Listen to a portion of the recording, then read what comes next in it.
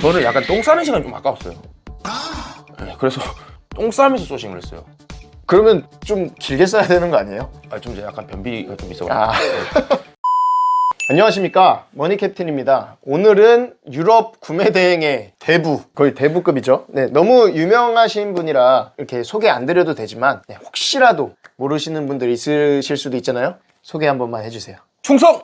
저는 92년생 정사장 채널의 정사장이라고 하고요. 브랜드 구매 대행 사업 지금 진행하고 있습니다. 한 4년 정도 됐고, 우리 머니캡틴 채널의 구독자분들 반갑습니다.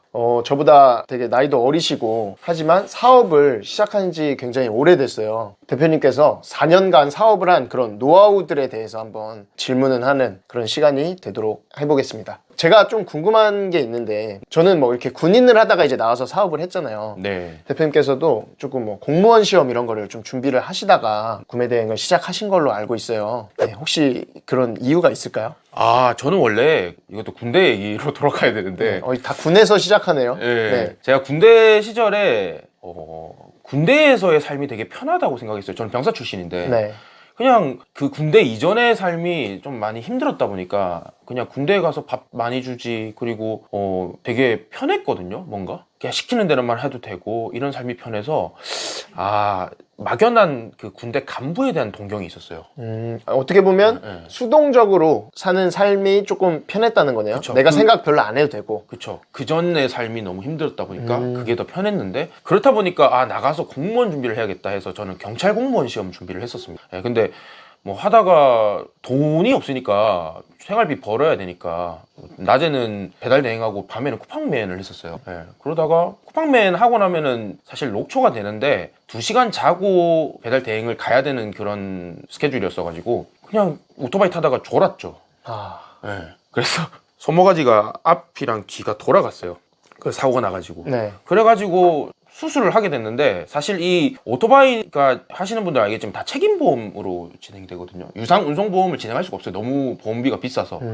그래서 이 수술비까지는 안 나오는 거예요. 수술비가 900만 원이 나왔는데, 근데 900만 원 낼 돈이 어디 있어요. 그래가지고 당장에 뭐 카드 값이라도 벌어야 되고, 뭐 지금 생활비도 벌어야 되고, 아무것도 안 되는, 말도 안 되는 상황이 펼쳐졌는데, 그래서 돈 벌어야 되니까 수술하고 나서 돈 벌 걸 찾아봤어요. 뭐가 있을까? 근데 그때 당시에 2019년 당시에 신사임당님이 되게 유명했었고, 그쵸. 네, 그래서 거기서 그때는 구매 대행이 유명하진 않았어요. 근데 그 신사임당님이 연재하고 있는 창업 다마고치의 구매 대행이 나와서 저도 중국 구매 대행부터 시작했습니다. 네.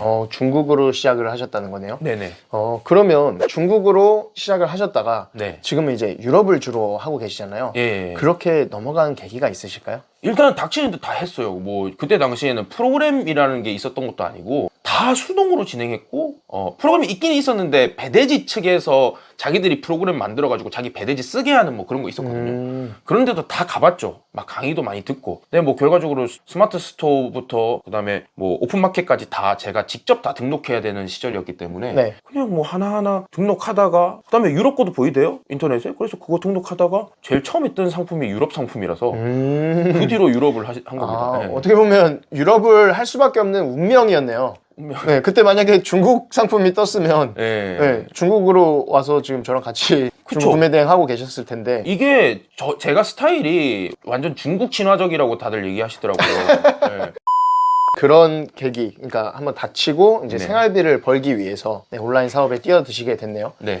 그러면 지금 유럽 구매 대행으로 엄청난 그런 매출을 내고 계신 걸로 제가 알고 있습니다. 그럼 현재 매출이 얼마나 되고 마진까지 저는 사실 좀 궁금하거든요. 마진이요? 네, 마진까지 좀 말씀해 주실 수 있을까요? 네, 저번 달 기준으로는 3억 7천. 네. 근데 그거는 다 구매 대행은 아니에요. 머니캡틴 대표님 같은 경우에는 2억 7천이 다 구매 대행이었잖아요. 네, 맞아요. 그건 아니고 1억 7천만 구매 대행이고 나머지는 브랜드 그 총판입니다. 그래도 엄청 대단하시네요. 근데 브랜드 총판이나 이제 병행 수입도 하고 있는데, 병행 수입은 마진율이 엄청 낮아요. 네. 그래서 한 10% 내외라고 보시면 되고, 브랜드 총판은 그래도 조금 더 많이 나오고, 구매 대행은 한 20% 정도 생각을 해주시면 됩니다. 네. 지금 중국 구매 대행이든 무슨 구매 대행을 할 때 네. 매출이 1억 나온다 이러면 어느 정도 뭐 3, 4천만 원 정도는 저희 돈이 들어가잖아요. 물품을 일단은 내가 먼저 결제를 해야 되고 정산되기까지의 그런 텀이 있으니까. 네. 유럽 구매 대행도 똑같나요? 저는 있잖아요. 네. 저는 돈이 안 들어가는 구조예요. 왜 그러죠? 네, 왜냐면 저는 지금까지 4년을 했는데 그렇다 보니까 현지 업자들이랑 이미 신뢰가 다 쌓여 있어요. 그래서 거기서 선 주문을 해주고 저는 후정산을 하는 개념입니다. 그럼 대표님은 예를 들어서 10억어치를 팔아도 네. 내 돈이 몇 억이 없어도 가능하다는. 네, 그러네요. 그또 현지 법인이 좀 어려운 상황만 아니면 네. 제가 어려운 상황에서는 한 4, 5천 정도 미리 땡겨드리기도 했긴 했는데 그런 거 아니면은 대부분은 제가 후정산으로 다 하고 있습니다. 그러면은 유럽 구매 대행은 다 이렇게 할 수 있는 건 아니죠? 제가 생각하는 게 맞는 거죠. 먼저 네. 건 바이 건으로 결제가 되고 네. 그 다음 배대지 비용까지 포함해서 네. 배송된 다음에 일주일 있다 구매 확정되고 15 영업일 이후에 돈이 들어오는. 네, 원래는 그게 맞는데 네. 저는 하다 보니까 유럽 구매 대행을 처음으로 물량을 많이 늘렸던 사장이었던 것 같아요. 그래서 현지의 프랑크푸르트 업체에서도 그 정사장이라는 용어만 들어도 제가 누군지를 알 정도로 그때 당시에는 상당히 좀 핫했었거든요. 네. 그렇다 보니까 저한테 들어오는 그런 이득이나 혜택들이 상당히 많았어요. 그래서 예를 들어서 보통은 아마존이라고 하는 플랫폼 중국 같은 경우에는 뭐 1688 알리처럼 그런 플랫폼이 있어요. 네. 그 아마존 플랫폼을 원래는 개인 아이디로 구매 대행을 하거든요. 근데 저 같은 경우에는 현지 법인에서 비즈니스 아이디를 뚫어줘가지고 네. 현지 법인의 비즈니스 아이디에다가 그다음에 현지 법인 통장을 넣어서 저한테 아이디를 줬어요. 그래서 제가 그냥 그 아이디로 비즈니스 아이디로 뭐 대량 사입이라든지 혹은 뭐 대량으로 물건을 드리거나 그냥 아니면 단건 건바이 건으로 한다 하더라도 제 돈이 아니라 현지 법인 통장에서 돈이 빠져나가는 구조로 할 수 있고 네, 그 상태에서 사실 조금 어려운 내용이긴 한데 부가세 환급까지도 받을 수 있어요. 현지 부가세 환급. 물건 값이랑 배대지 배송비랑 전부를 다 후정산합니다. 네. 배대지까지도 법인에서 관리가 되는 건가요? 네, 배대지는 지금까지 제가 11개 정도를 걸치고 있는데요. 대부분이 후정산으로 지금 저는 진행을 되고 있어서 그렇게 대신에 현금 박치기죠, 지금은. 그러면 배대지를 11개를 쓰시는 거잖아요. 네네네. 지금 뭐 예를 들어서 중국 같은 경우는 그냥 뭐 하나 뭐 이렇게 쓰면 되는데 11개를 쓰는 게 유럽 내에서도 국가가 다 달라서 11개인 건지 아니면 지역마다 뭐 또 배대지를 써야 되는 건지 이게 궁금해요. 국가가 다른 것도 있어요. 네. 있는데 독일 내에서는 크무비 같은 상품, 네. 중국으로 말하면 네. 크무비 같은 상품은 그거를 잘 포장해주는 업체가 따로 있고 그리고 일반적인 상품은 또 일반적인 업체들이 있고 이게 왜 이렇게 나눠져 있냐면 중국처럼 배대지가 경쟁이 심하고 이런 느낌이 아니고 네. 그냥 배대지가 소규모 배대지가 되게 많아요. 독일은. 그렇다 보니까 각자 특색이 다 있는 거예요. 네. 잘하는 분야가. 네네. 그래서 저는 다 걸칠 수밖에 없는 시스템인 거죠. 네, 그래서 그렇게 진행을 하고 근데 뭐 지금 초보 사장님들은 한 군데도 제대로 하기 힘들기 때문에 대부분은 한 군데에서 진행을 하고 있고 저는 지금 배대지도 운영을 하고 있는 상황입니다. 뭐 제 채널에 이렇게 해서 매출을 많이 내시는 사장님들이 제 채널을 운영한 지 좀 됐다 보니까 좀 많아요. 그렇다 보니까 그분들을 물량을 모아가지고 배대지를 만들었고 그 배대지를 저희 사업자 입맛에 맞게끔 사용하면 좋으니까 그리고 저희가 판매되는 물건에 따라서 다른 배대지에 걸치지 않을 수 있도록 그렇게 좀 노력을 많이 하고 있는 편입니다. 이 4년 짬바로 이루어진 답변이었네요. 네, 짬바. 네. 네. 대표님도 지금은 이렇게 엄청 크게 사업을 하고 계시지만 네. 초보 시절이 있으셨잖아요. 네네네. 대표님께서 그때 사업을 키우기 위해서 했던 대표님만의 루틴 이런 게 있을까요?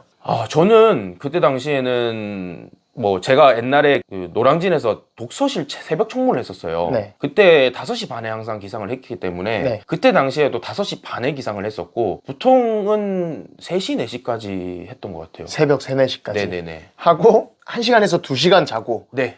그럼 뭐 딱히 루틴이라기보다는 그냥 엄청 일찍 일어나서 엄청 늦게 자고 네. 시간을 모두 구매 대행에 쏟았다 뭐 이렇게 볼 수 있겠네요. 그쵸. 그게 손이 아픈 상태였기 때문에 뭘 할 수가 없으니까 네. 그랬던 것도 있고 사실 그때는 나이가 좀 어렸어요. 28이었으니까. 네. 28이면 팔팔하죠. 지금도 팔팔하신 것 아니, 같은데. 근데 아시면서 30 넘어가면 몸이 아프기 시작하잖아요. 아무튼 여기 아마 시청하신 분들이 30 넘으신 분들이 많기 때문에 네. 아마 제 얘기 공감하실 거라 생각합니다. 근데 그게 있어요. 저는 약간 똥 싸는 시간이 좀 아까웠어요. 네, 그래서 방에 제가 반지하 살았었는데 네. 화장실이 모텔 가면은 아시는 분들 있을 거예요. 유리가 이래 뻥 뚫려 있고 똥 싸는 게 다 보이는 그 구조가 있거든요. 네. 예, 그 구조의 집에서 살았었는데 그 유리에다가 책상을 붙였어요. 책상을 붙여서 거기에다가 컴퓨터를 놔두고 똥 싸면서 소싱을 했어요. 그러면 좀 길게 써야 되는 거 아니에요? 좀 이제 약간 변비가 좀 있어가지고 아. 그렇게 하다가 매출이 어느 정도 나오고 나서부터는 제가 3개월 차에 매출이 한 3천 정도 하는데 순수익이 한 1,500 정도 넘게 나왔었거든요. 매출이 3천인데 순수익이 1,500. 그때 당시에 마진이 되게 좋았어요. 제가 발굴한 상품이었어가지고 네네. 3천인가 4천이었던 것 같아요. 정확하게 기억은 안 나는데 근데 그 상황에서 내가 이제 정산되기 시작하고 이제 숨통이 트이기 시작한단 말이에요. 그때는 노트북 2개를 샀어요. 네. 왜냐하면 똥 싸는 시간에 이렇게 옮기는 게 상당히 힘들었던 거예요. 네. 그래서 컴퓨터 2대를 놔두고 이제 구글 스프레드 시트로 해가지고 네, 어째 연동이 되니까. 바로바로 소싱을 했죠. 대단하시네요. 그러니까 이 정도 열정과 노력이 있어야 된다는 거잖아요, 사실. 그렇게 이해를 하겠습니다.